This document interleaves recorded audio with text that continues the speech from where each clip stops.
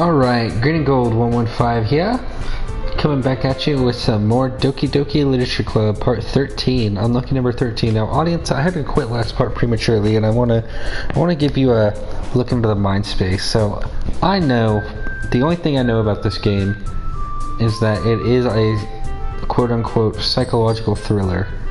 Now, my anxiety comes in with, I don't know if the scares are going to be the story unfolding and it turns out that these women are not as they seem, or if it's going to be visual scares, audio scares, jump scares. And I'm starting to anticipate we have to be getting close to a turning point. We're about at least 2.5 hours, maybe 3 hours in. So, that's where my anxiety is coming from, but I'm going to push through it. And we are going to hear Monica's poem from the heart that she plans to share at the festival, called The Way They Fly. Monica begins reciting her poem. Her clear, confident voice fills the room. More than that, her inflection is pristine. She knows exactly how to apply emotion behind each line she recites, bringing the words to life. Is this something she's done before, or is she simply a natural performer? I glance around me. Everyone has their eyes on Monica. Well, I'd hope so. She's the one talking. Sayori looks amazed. Yuri has an intense expression on her face that I don't understand, really. Finally, Monica finishes her recitation. The four of us applaud. Monica takes a breath and smiles. That was really good, Monica. Ahaha, thank you so much. I was just hoping to set a good example. Are you ready to go next, Sayori? I'll go next. Ooh-ah! Ooh-ah? Ooh-what? Yuri's all fired up all of a sudden. Yuri clutches a sheet of paper between her hands and stands up. Keeping her head down, she walks quickly over to the podium. This poem is called... Yuri anxiously glances at each of us. You can do it, Yuri. It's called... After Image of a Crimson Eye. Yuri's voice shakes as she starts to read the poem. Oh my. Crimson Eye. Just a moment ago, she practically refused to do this. Why is she suddenly putting in so much effort? As Yuri gets past the first couple of lines, her voice changes. It's almost like what happens when Yuri gets absorbed into her books. Her quivering words transform into the sharp syllables of a fierce and confident woman. The poem is full of twists and turns in its structure that she enunciates with perfect timing. This must be a rare glimpse into the whirling fire Yuri keeps concealed inside of her head. Suddenly as it began, she's finished. Everyone is stunned. Yuri snaps back into reality. And glances around her, as if she bewildered even herself. It's up to me to save this situation. I'm the first to start applauding. Nice, total white knight move. Everyone joins me afterward and we give Yuri the recognition she deserves. It's not that we didn't want to applaud for her, but we were so caught off guard that we must have forgotten. As we applaud, Yuri holds the poem to her chest and rushes back to her seat. Yuri, that was really good. Thank you for sharing. Looks like Yuri is down for the count. She's embarrassed. Okay, I guess I'm next then. Sayori hops out of her chair and cheerfully walks to the platform. This one's called My Meadow. Sorry I giggled. Sayori, stop giggling. It's a lot harder than I thought. How did you guys do it so easily? Try not to think of it like you're reciting to other people. Imagine you're reciting it to yourself, like in front of a mirror or in your own head. It's your poem, so it'll come out that way. My Sayori and Monica voices are mixing. I need to cut it out. I see. Okay then. Sayori begins her poem. Somehow it feels like her soft voice has made a perfect match. The poem isn't aimlessly cheery like Sayori is. It's serene and bittersweet. If I were to read this on paper, I probably wouldn't think much of it. But hearing it come from Sayori's voice almost gives it a whole new meaning. Maybe this is what Sayori meant when she said she likes my poems. It's like I get to reach more deeply into someone I thought I knew through and through. Sayori finishes, and we applaud. Sounds like I did join the right club. Senpai Chris is loving this. I did it! Good job, Sayori. You killed it. Even Senpai Chris liked it. I guess that's a good sign. Oh, what does that even mean, you idiot? It came out nicely, Sayori. The atmosphere of the poem fits you really nicely. But it might be that other poems wouldn't work quite as well with that kind of delivery. I don't really understand. In other words, I've seen poems of yours where that sort of gentle delivery wouldn't work as well. They might need a little more force behind them, depending on what you're reading. Oh, I know what you mean. Well, I've been practicing that kind of thing. It's just embarrassing to do in front of everyone. Then next time, I'm gonna make you pick a poem that challenges you a little more. We don't have much time before the festival, you know? Okay. Now, who's next? Natsuki? Don't make me go before Senpai Chris. It's not like I can compare to you guys anyway. Might as well let Senpai Chris lower everyone's standards a little bit before I even have to do it. Natsuki! It's fine. Ladies, don't fight again. I might as well get it over with. But it's not like I have much of a selection of what to read. I'll just have to go with what I wrote for today. I stand up and step in front of the podium. Everyone has their eyes on me, making me feel terribly awkward. I recite my poem. Since I'm not exactly confident in my own writing, it's hard to put energy into it. Despite that, once I finish, I receive applause anyway.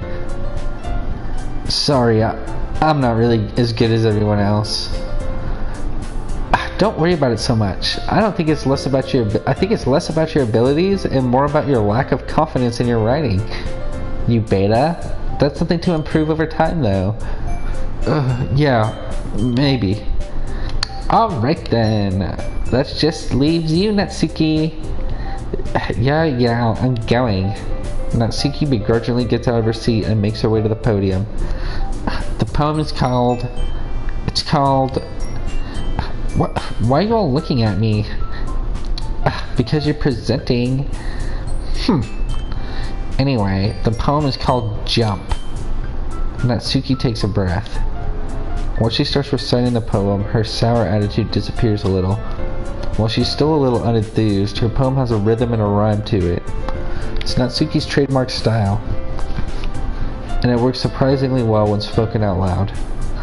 The words feel like they bounce up and down, and it's giving life to the poem.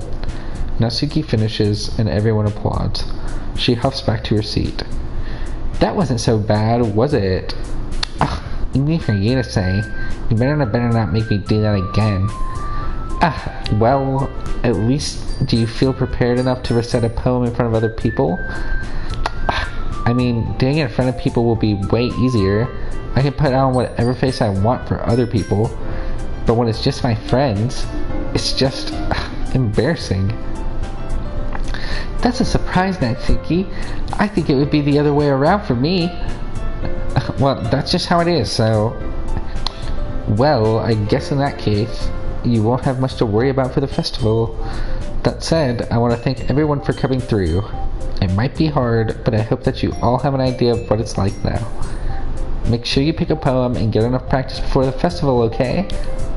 I'll be making pamphlets, so let me know ahead of time of what you'll be reading. Jesus Christ. I should probably find some other poem to recite instead. That's fine too. It doesn't have to be your own. I'm already pleasantly surprised that you're putting in all this effort for the club. And it makes me really happy. Yeah, no problem. Okay, everyone. I think that's about it for today. I know the festival is coming up, but let's try to write poems for tomorrow as well. It's been working out really nicely so far, so I'd like to continue that. We've only had one fight. As far as the festival, we'll finish planning tomorrow, then we'll have the weekend to prepare. Monday's the big day. I can't wait. I can do this. I can do this. I think I can. Alright. I stand up. There's no way I'll be able to find the same enthusiasm as Sayori and Monica, but I'll do my best to get through it. It's for the sake of the club. And impressing Monica, then I'll have to do my best. Ready to go, Sayori? Yep. Oh, that was me. Look at you two, always going home together like that. It's kind of adorable, isn't it? Oh, it's so cute. Oh, jeez, you guys, I'm blushing. Don't make such a big deal out of it. We're literally next door neighbors. It'd be weirder if we didn't walk home together. It must be a little nice, though. Well, how am I supposed to respond to that? It's okay, Senpai Chris. You don't have to say it. Whatever, let's just go already. I walk home with Sayori once more. Even though it's only been a few days, a lot of things have changed. But today, Sayori is being a little quieter than usual on the way home. Hey, Sayori. Sorry, I was spacing out. No wonder. You're always spacing out. I was thinking about something from earlier. I like how we get to... Sayori fumbles with her words. So let's just say that one day, Yuri asked to walk home with you. Huh? What would you do? What kind of question is that? You're kind of putting me on the spot here. Well... Oh, alright. Here we go. So this is where it wants me to start saving. So you know what? We'll keep page 1 as the story slides for me to easily come back to. And then we'll dedicate page 2 to saving scenarios. That's what we'll do. Alright. If she asked me to walk home with her, I would like to walk home with Yuri. Walking home with Yuri, huh? Why does the thought of that make my heart pound? I mean, given how hard it is for her to socialize, I would feel awful turning her down, so... Isn't she so beautiful and smart? That has nothing to do with what I just said, Sayori. You admitted it. Jeez. There's not even any point in speculating something that's never going to happen. Well, maybe, but I just like to think about it. It's not long before you won't need me anymore, you know? Need you? Sayori? I can't figure out how you're saying things in your head right now. Sorry. Everyone is different. Nobody in the club is a replacement for you. If you say so. The conversation trails off, and I'm left feeling awkward. But it was kind of her fault for trapping me with such a weird question. I can't just lie to her. But if there's something that makes her happy, I would hate to take that away from her. That's why I said there's no point in speculating. Then again, the festival is only a few days away, so who knows what will happen in that time.